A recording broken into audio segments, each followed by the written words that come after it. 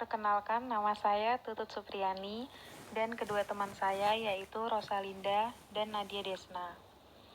Di sini kami akan menjelaskan tentang subsektor arsitektur di dalam manajemen industri kreatif.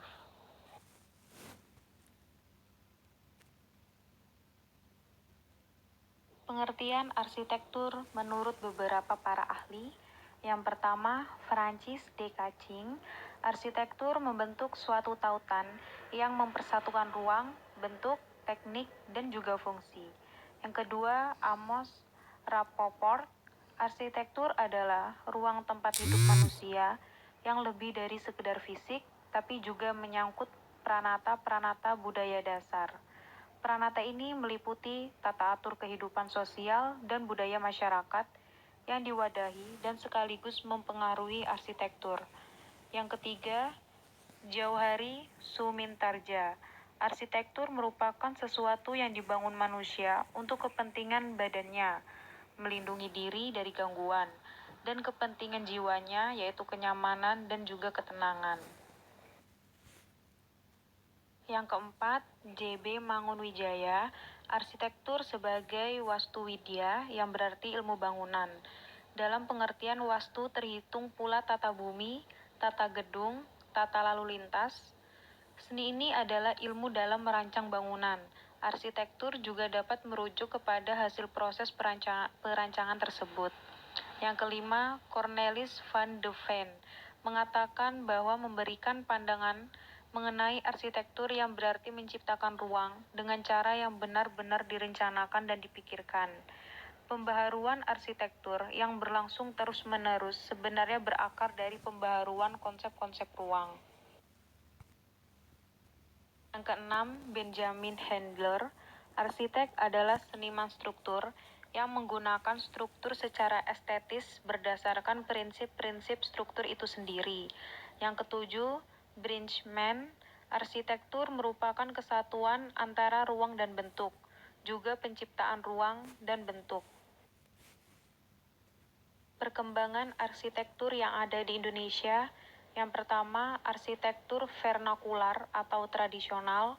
Yang kedua, arsitektur zaman Hindu-Buddha. Yang ketiga, arsitektur zaman Islam.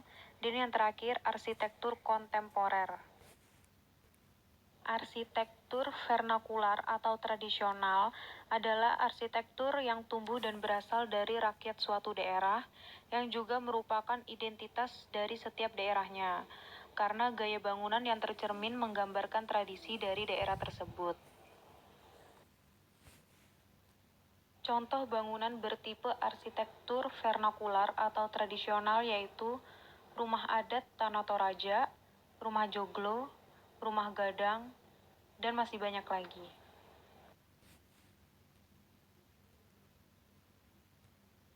Bangunan vernakular pada era modern ini jauh lebih klasik dan sangat populer. Arsitektur zaman Hindu-Buddha yaitu bangunan keagamaan atau tempat ibadah peninggalan masa lalu yang berasal dari zaman Hindu-Buddha.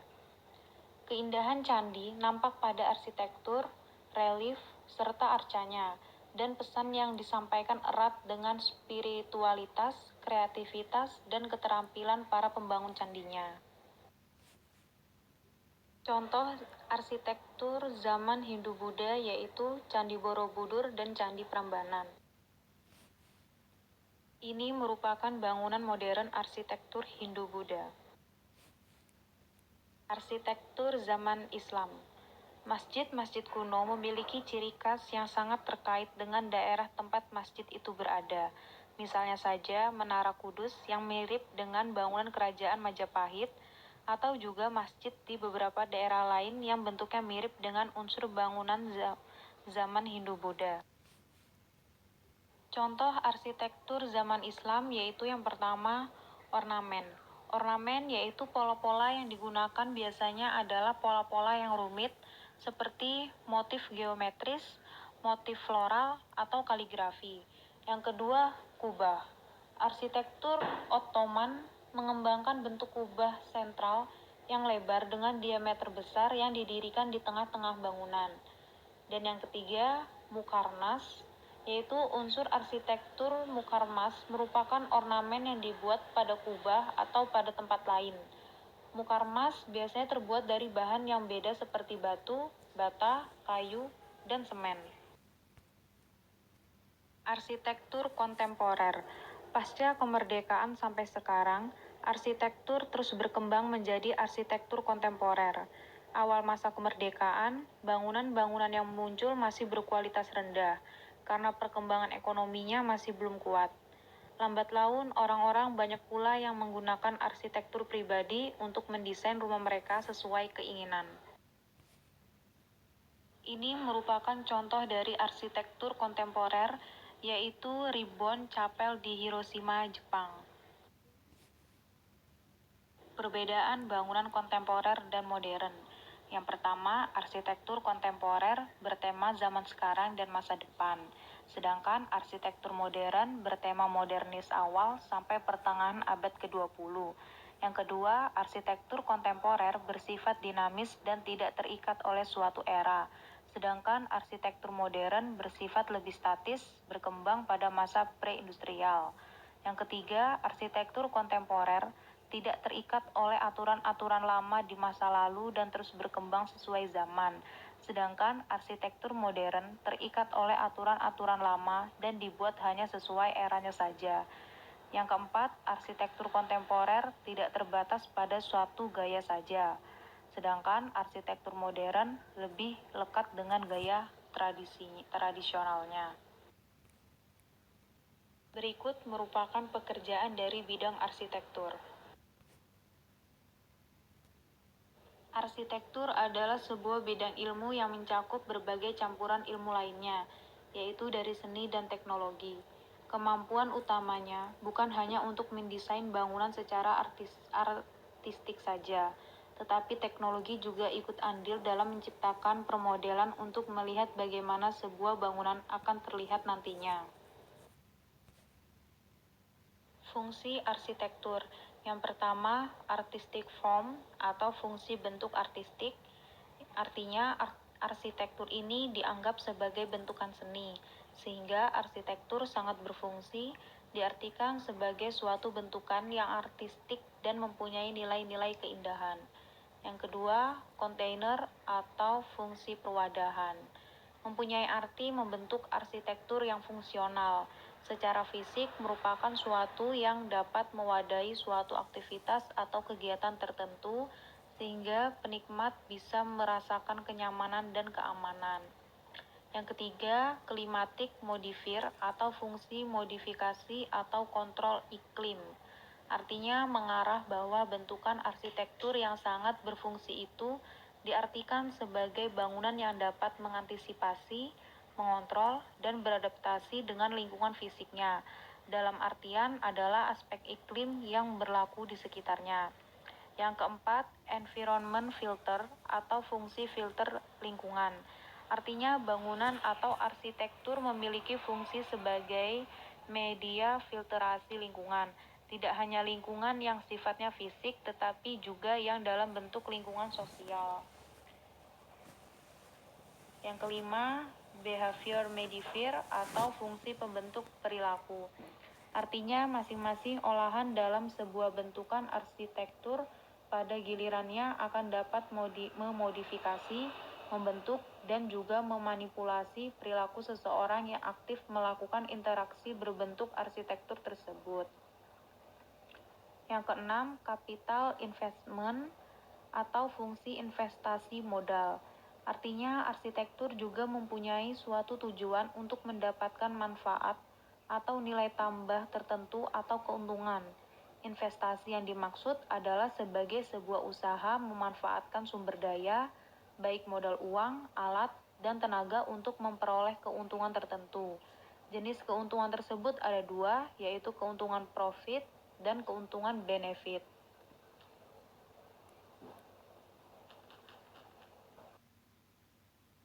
Unsur-unsur dari arsitektur. Yang pertama, unsur fisik. Unsur fisik arsitektur berupa bentuk dan ruang. Di sini harus diperhatikan bagaimana sistem dan struktur yang diterapkan, apa saja teknologi yang dipakai. Yang kedua, unsur penerimaan. Unsur penerimaan berlawanan dengan unsur fisik, yaitu unsur psikologis dari suatu arsitektur. Apakah manusia akan nyaman menghuni bangunan ini? Apakah jalan masuk dan keluar seseorang mengalir dan mudah untuk ditebak? Dan yang ketiga, apakah selain dapat diterima dengan baik, bangunan atau lingkungan ini juga ingin menyampaikan suatu makna atau ingin membuat simbol tertentu? Ruang lingkup dari arsitektur. Yang pertama, mengonsep perancangan. Pada tahap ini, arsitek melakukan persiapan perancangan yang meliputi pemeriksaan seluruh data serta informasi yang diterima, membuat analisis dan pengolahan data. Yang kedua, prarancangan atau membuat skematik desain. Di sini, arsitek menyusun pola dan gubahan bentuk arsitektur yang diwujudkan dalam gambar-gambar berdasarkan konsep rancangan yang telah disusun. Yang ketiga, pengembangan rancangan. Di tahap ini, arsitek bekerja atas dasar prarancangan yang telah disetujui oleh pengguna jasa untuk menentukan sistem konstruksi dan struktur bangunan, bahan bangunan, dan perkiraan biaya yang dibutuhkan. Yang keempat, pembuatan gambar kerja. Arsitek menerjemahkan konsep perancangan yang terkandung dalam pengembangan rancangan tersebut ke dalam gambar-gambar dan uraian-uraian teknis yang terinci, sehingga semua pihak yang dilibatkan dapat menjelaskan proses pelaksanaan dan pengawasan konstruksi. Yang kelima, pengadaan pelaksanaan konstruksi. Pada tahap ini, arsitek mengolah hasil pembuatan gambar kerja ke dalam bentuk format dokumen pelanggan yang dilengkapi dengan tulisan uraian rencana kerja dan syarat-syarat teknis pelaksanaan pekerja, serta rencana anggaran biaya, termasuk daftar volume. Dan yang terakhir, pengawasan berkala. Arsitek melakukan peninjauan dan pengawasan secara berkala di lapangan dan mengadakan pertemuan secara teratur. Mengapa arsitek itu penting?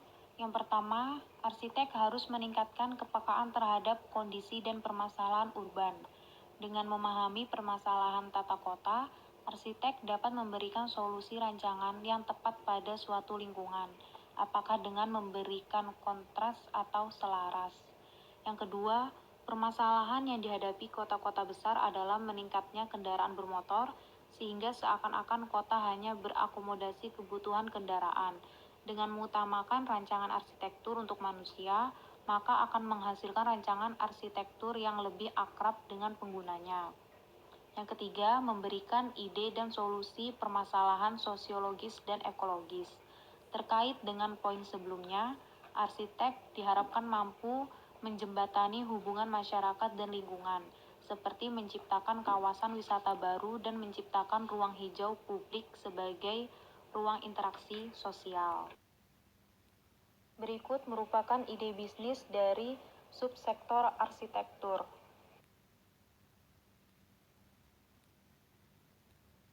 Ide bisnis dari subsektor arsitektur ini yaitu coworking space container. Coworking space berasal dari bahasa Inggris yang berarti ruang yang digunakan untuk bekerja, menghasilkan karya secara bekerja sama baik antar individu maupun perusahaan yang memiliki latar usaha yang berbeda. Coworking space mengedepankan konsep sharing atau berbagi. Dalam satu ruangan terdapat berbagai individu, komunitas, maupun perusahaan, khususnya startup. Biasanya terdapat satu ruangan terbuka untuk digunakan bersama dan ruangan-ruangan kecil yang dapat disewa per individu atau per komunitas atau perusahaan. Industri coworking space di Asia Tenggara tumbuh sekitar 15% pada 2017 lalu. Peluang di Indonesia sendiri menurut penggiat industri masih besar, baik di kota-kota besar ataupun di daerah sekitarnya. Apa manfaat dari coworking space? Coworking space memiliki keuntungan yang dibutuhkan dalam berbisnis yang saat ini sangat penting, yaitu jejaring dan kolaborasi. Dengan adanya coworking space sebagai tempat entrepreneur berkumpul, para pengguna coworking space akan memiliki lebih banyak kenalan bisnis yang bisa dijadikan rekan bisnis, klien ataupun teman diskusi. Dengan adanya kenalan dan kemungkinan berkolaborasi, bisnis bisa berkembang dengan jauh lebih pesat karena banyaknya kesempatan dan juga inspirasi yang didapatkan dari lingkungan yang berbeda-beda. Siapa saja yang cocok menggunakan coworking space? Coworking space ditawarkan sebagai solusi bagi siapa saja yang ingin bekerja dengan manfaat lebih besar dan biaya yang lebih kecil. Coworking sering digunakan oleh bisnis UMKM dan juga pekerja profesional seperti freelance. Selain itu, bisnis konvensional pun bisa saja memanfaatkan komunitas dari coworking space untuk keperluan diskusi dan juga kerjasama bisnis. Sekian penjelasan dari subsektor arsitektur yang ada di dalam manajemen industri kreatif. Kurang lebihnya mohon maaf. Terima kasih.